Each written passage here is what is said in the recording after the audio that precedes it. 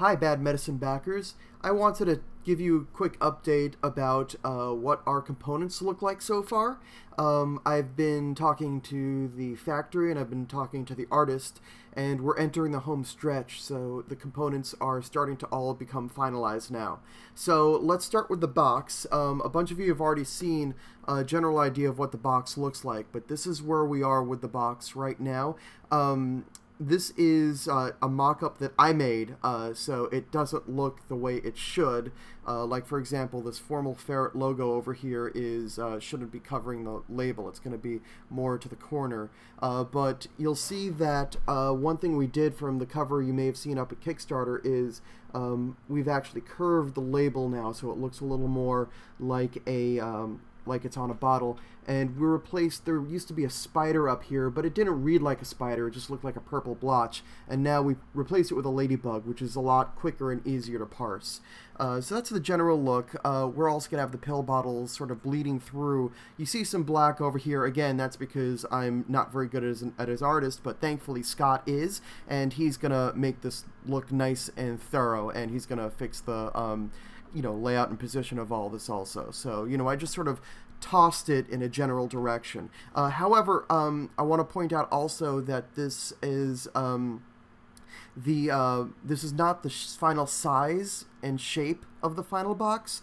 I've actually mocked something up from the template that I got from the printer, and that's actually going to look more like this. Okay, this is the box top that I've modeled together. So as you can see, it's smaller, but it's much taller, and that's going to be important because I want the sleeve. If you sleeve your cards, I want to be able to fit it all in there. Keep in mind, in terms of the height, there's going to be a little more on the bottom. Now, in case you want some perspective, here's a deck of cards. So just to show you this compared to a deck of cards, it's still pretty big. And if you're a gamer, here's a copy of the game Bonanza. So you can see the Bonanza box is a little bit bigger than this, just by might, but is not as tall as this is going to be. It's going to be like a not very wide, not very high, but a fairly deep box to fit all the cards and the bits. So that's kind of what the shape of the game is looking. Now, what's going to come inside the game, of course, there are cards.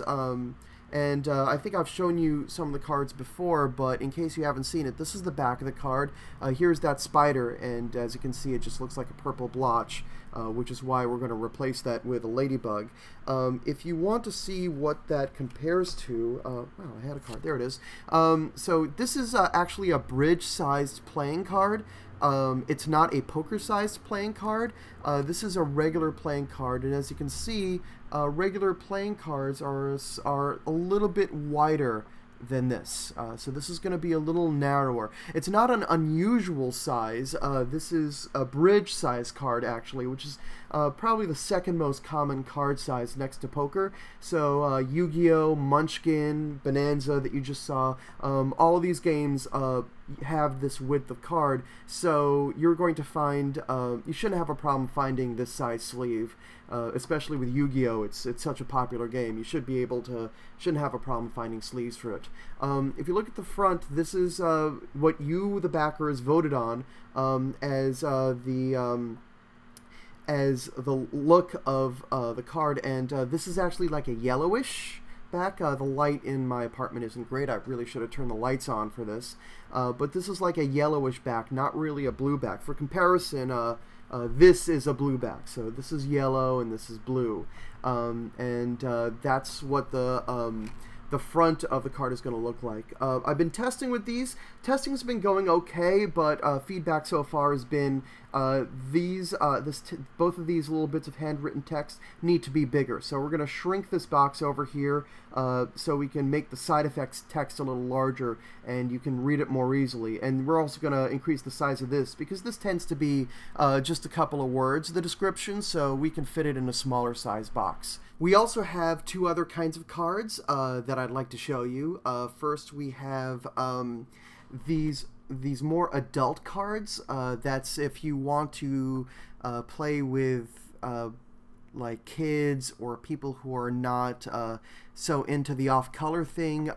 The racier cards, I'm putting this icon over here, and you can see it's like this unhappy pill bottle, I guess is the way I'm calling it. And it's for, you know, things that are a little racier. So if you're playing with kids or something, even though it says 16 and up on the box, you can remove the cards with this icon, and it should be somewhat kid playable, though I say somewhat because I can't guarantee that the people you're playing with won't take the game in the wrong direction, but at least they'll have less prompting or urging from the game itself with stuff like this. Also, the last stretch goal, as you may recall, included these blank cards. So I've started testing with these. As you can see, I've already got some cards with handwritten stuff on them, some side effects. This one happens to have a drug name. So the blank cards, you know, I've been testing with them. They really add a cool dimension to the game. You don't really want to play with the blank cards the first time you play, you know, but after you've played the game a couple of times, the blank cards really do add some nice spice to the game, and they're also going to increase some replayability in the game, and they're going to ensure that your copy of the game is going to be totally different than anyone else's, which is really nice and exciting. Looking for ways to sell additional blank cards beyond the game. Haven't come across any definitive plans yet, but I'm working on it, so stay tuned for that. Also wanted to show you there are these two purple cards over here. This purple card over here just explains the adult cards. Also gives you the actual rules of how to play with the blank cards, because there are actually rules that tell you when you can put a blank card in. Like, you can put it any time, but I wanted to actually show it so it's not just a free-for-all. As you can tell from the handwriting, I'm still working on exactly the final copy of the text to put in, but they're going to appear on these pink cards. This other pink card has the co-op variant that you may recall I posted when we funded. You know, when we hit our $8,000 goal, I had a little surprise, and the surprise was the 2-player co-op variant. And it's pretty cool to play Bad Medicine with 2 players. You wouldn't think that's something you'd be able to do, but you can do, and it's pretty nice.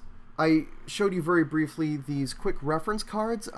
These came from my prototype, and I didn't get the bleed exactly right on these prototype cards, so this white stripe over here will not be in the final game. Don't worry, that's just a little goof. We're also going to change the font, because this was a font I was using before we decided on the final font, so we're not going to go with this typewritten font. But everything else is pretty, the text is pretty much set, and this is what the reference looks like.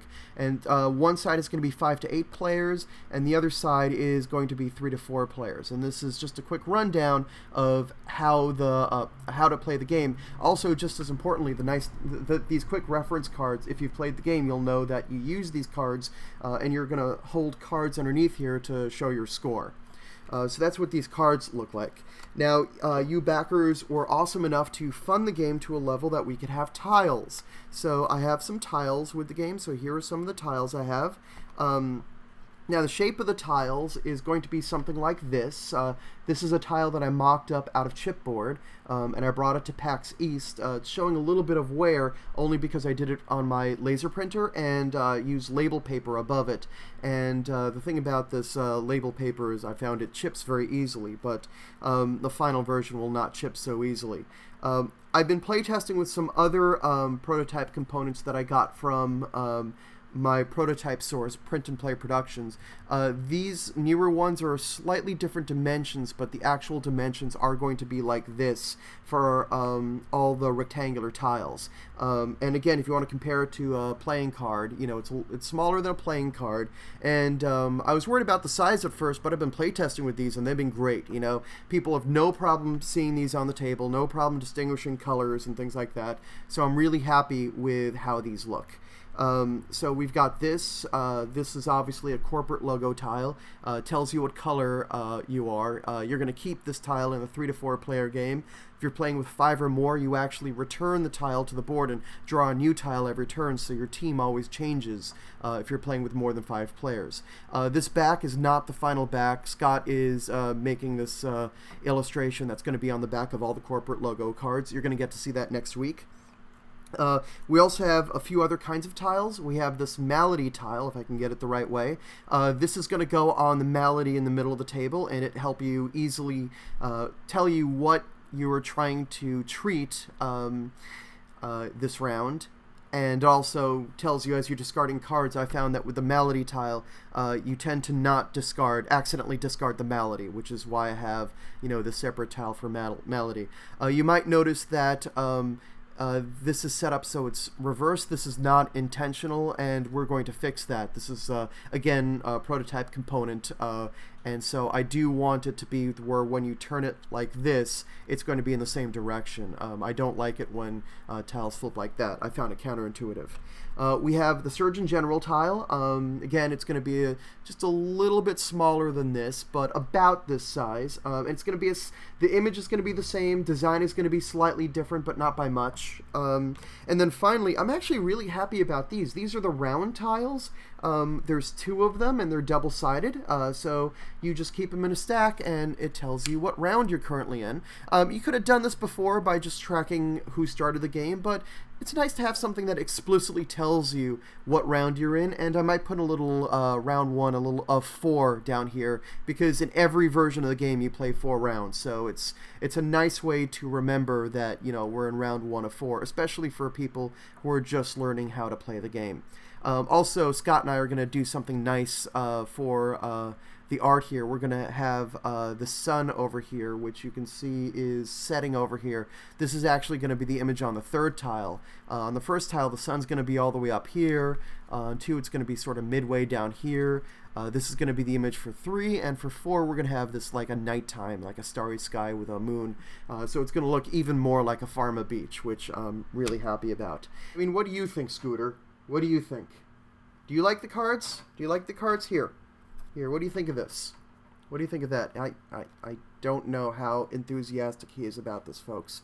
Okay, that's a little enthusiasm there, I think. I think that's a little enthusiasm. There you go. Yeah, that's some enthusiasm. Don't steal my glasses, Scooter. And I think that's all the components that I have for you right now.